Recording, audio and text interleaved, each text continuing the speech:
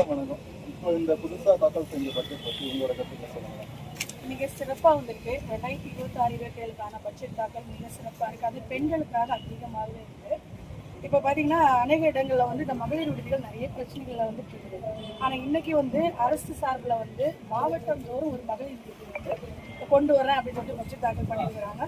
உண்மையிலே மிக சிறப்பான பாதுகாப்பு பெண்களுக்காக கொடுத்துருக்குது. அதே மாதிரி பார்த்தீங்கன்னா பெண்கள், கிராமப்புற பெண்களும் சுய தொழில் மூலம் தொழில் முனைவராக வரணும், அதுக்கான திட்டங்களுக்கான பட்ஜெட் கொண்டு வந்துருக்கிறாங்க. அப்புறம் பார்த்தீங்கன்னா முந்திரி தொழிற்சாலை, இன்னைக்கு வந்து முந்திரி தொழிற்சாலை வந்து விலை உயர்வாக இருந்த முந்திரி விலை உயர்வு.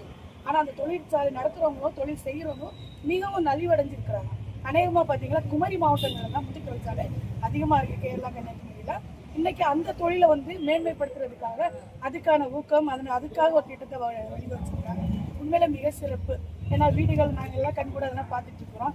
அது ஒன்று. அப்புறமா பார்த்தீங்கன்னா விபத்து காப்பீடு.